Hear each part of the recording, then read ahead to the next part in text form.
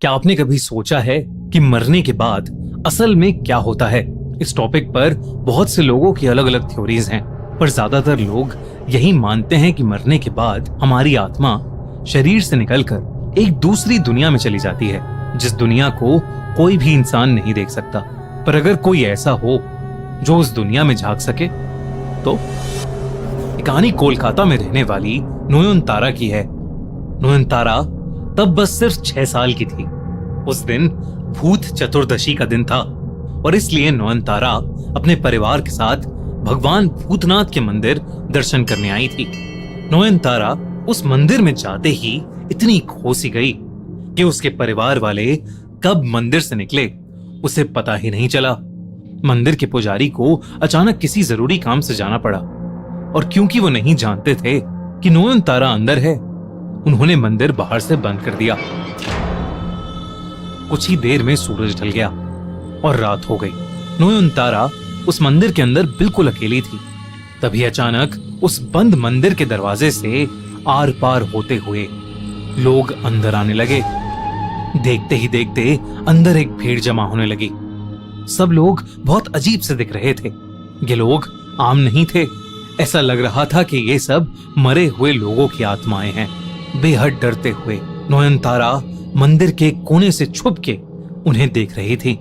तभी उसने देखा कि वो सब लोग एक एक करके भगवान भूतनाथ की पूजा करते हुए रो रहे हैं। ऐसा माना जाता है कि भूत चतुर्दशी की रात मंदिर में भूतनाथ की एक बहुत बड़ी पूजा होती है, जो आत्माएं खुद आकर करती हैं। वो आत्माएं अक्सर अपनी मुक्ति की आस में वहां आती हैं। नयनतारा ने इस कहानी के बारे में तो सुना था, लेकिन आज वो इस सच को खुद अपनी आंखों से देख पा रही थी। तभी उनमें से एक आत्मा का ध्यान नयनतारा पर गया और वो गुस्से से उसे देखने लगा। उस आत्मा का चेहरा नयनतारा को बहुत ही भयानक लग रहा था, लेकिन तभी नयनतारा ने उससे उसकी पीड़ा पूछी तो वो शांत हो गया। धीरे धीरे नयनतारा ने वहां मौजूद सभी आत्माओं से एक एक करके बात की और तब उसे ऐसा लगा कि उसकी जिंदगी का यही उद्देश्य है। उसने अपना आत्माओं को देखना और उनसे बात करना भगवान भूतनाथ का एक वरदान माना। जैसे जैसे वो बड़ी होती गई, उसने अपनी इस शक्ति को मरे हुए लोगों की आत्माओं को मुक्ति दिलवाने में लगा दिया।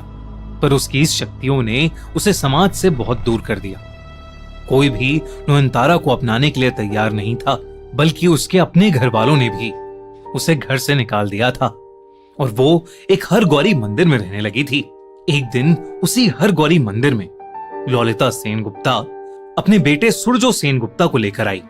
सुरजो को देखते ही नयनतारा को कुछ महसूस हुआ। उसे लगा कि शायद सुरजो को अपनी जिंदगी में मदद की जरूरत है। सुरजो सेनगुप्ता अपने परिवार के साथ कोलकाता के परी महल में रहता था। परी महल उनकी पुश्तैनी हवेली थी। सेनगुप्ता परिवार की समाज में बहुत इज्जत थी और इसी इज्जत के साथ साथ उनके पास खूब सारी दौलत भी थी। पर उनकी उस पुश्तैनी हवेली परी महल में कई राज छुपे थे। एक रात सुरजो को सोने में थोड़ी तकलीफ हो रही थी। वो कई घंटों से बस करवटें बदल रहा था। उसे एक सपना आया कि कोई औरत शादी की लाल साड़ी पहने उसके ऊपर बैठी है और उसका गला दबा रही है। लेकिन घबराहट के मारे जैसे ही उसने आंख खोली, वहां कोई नहीं था। तभी सुरजो को कुछ ऐसा नजर आया जिससे उसकी रूह कांप उठी। बेडरूम के दरवाजे पर उसे एक औरत शादी की साड़ी पहने खड़ी दिखी। वो बेडरूम से निकलकर बाहर जाने लगी। सुरजो बिना सोचे समझे उस औरत के पीछे गया। जब वो कमरे से बाहर निकला तो वहां कोई नहीं था। तभी उसकी नजर महल की दीवार पर लगे एक बड़े से शीशे पर गई। उसमें उसे हर जगह सिर्फ दुल्हन के कपड़ों में लड़कियां खड़ी दिखाई दे रही थीं। ऐसा लग रहा था जैसे वो सब वहां खड़ी लाशें हों, पर यह सब सिर्फ शीशे में दिख रहा था। असल में वहां कोई नहीं था। तभी उसे किसी औरत के रोने की आवाज ऊपर वाली सीढ़ियों से आई। वो सीढ़ियों के पास गया तो उसने देखा कि वही लाल साड़ी पहने औरत सीढ़ियों पर सर झुकाए बैठकर रो रही है। वो और पास गया तो उसे उस लड़की के पैर दिखे जिन पर मेहंदी लगी थी, मानो किसी दुल्हन के हों। इससे पहले कि सूरजो उससे कुछ पूछता, उसकी आंखों के सामने वो पैर उल्टे हो गए और तभी उस लड़की ने सूरजो को घूर कर देखा। सूरजो उसका चेहरा देखकर सुन पड़ गया था, क्योंकि वो और कोई नहीं बल्कि उसकी मरी हुई मंगेतर शाओली थी। ये देखकर सूरजो अपनी नींद से उठ गया। वो असल में एक बहुत बुरा सपना देख रहा था। उस दिन के बाद से सूरजो को ऐसे ही बुरे सपने आने लगे थे। इसीलिए सूरजो को हर गौरी का आशीर्वाद दिलवाने के लिए सूरजो की माँ ललिता उसे पास के एक हर गौरी मंदिर ले गईं और उसी मंदिर में उनकी मुलाकात नयनतारा से हुई। ललिता ने नयनतारा को देखते ही समझ लिया था कि सूरजो की जिंदगी को ये लड़की ही बदल सकती है। इसलिए उसने नयनतारा और सूरजो की शादी करवाने का फैसला किया। शादी के बाद सूरजो नयनतारा को परी महल में ले आया था, लेकिन नयनतारा को जरा सा भी अंदाजा नहीं था कि परी महल में कितने सारे साए और कितने सारे राज उसका इंतजार कर रहे हैं। पर परी महल में भी उन सायों को यह नहीं पता था कि नयनतारा कोई मामूली लड़की नहीं है। नयनतारा सूरजो से शादी करके बहुत खुश थी, पर सूरजो ऐसा महसूस नहीं करता था।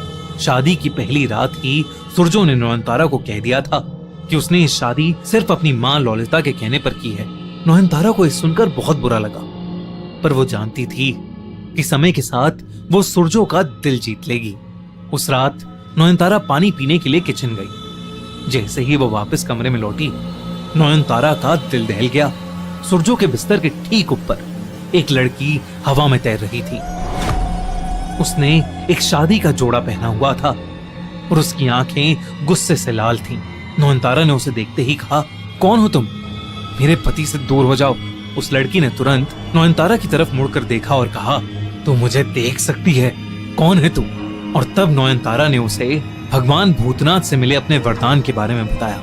नयनतारा की सच्चाई सुनकर उस लड़की की लाल आंखें शांत हो गईं और वो रोने लगी। इससे पहले कि नयनतारा कुछ और कह पाती, पीछे से सूरजो की आवाज आई, कि तुम किससे बात कर रही हो? वो आत्मा तुरंत गायब हो गई और नयनतारा चुपचाप बिस्तर पर आकर सोने की कोशिश करने लगी। नयनतारा अपने दिमाग को शांत ही नहीं कर पा रही थी। उसे समझ ही नहीं आ रहा था कि वो औरत कौन थी और नयनतारा की बात सुनकर क्यों रोने लगी थी। इसी उलझन में नयनतारा बिस्तर से उठकर उस औरत को परी महल में ढूंढने चली गई। रात के अंधेरे में परी महल बहुत ही डरावना लग रहा था। उस महल की हवा में एक अजीब सी घुटन थी। नयनतारा उसे हर जगह ढूंढने लगी। तभी एक बंद कमरे से आवाज आई। जब नयनतारा उस कमरे में घुसी तो उसकी रूह कांप उठी।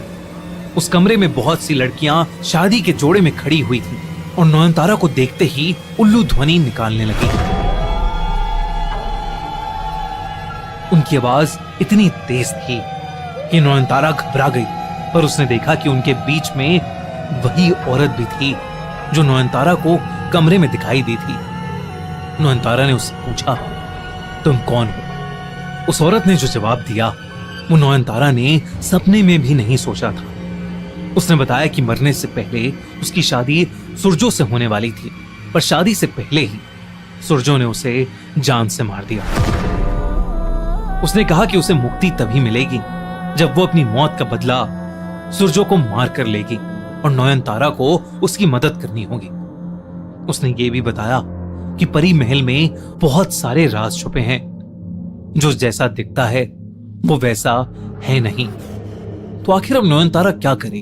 तो क्या वो उस आत्मा को मुक्ति दिलाएगी या अपने सुहाग की रक्षा करेगी? क्या है आखिर परी महल का राज? और क्या सच में सूरजो ने अपनी होने वाली पत्नी को जान से मारा था? ये सब कुछ जानने के लिए देखिए नयनतारा 9 जून से हर रात 8:30 बजे सिर्फ कलर्स टीवी पर। और अगर आपको ये वीडियो अच्छी लगी तो हमारा चैनल खूनी मंडे सब्सक्राइब करना बिल्कुल मत भूलना।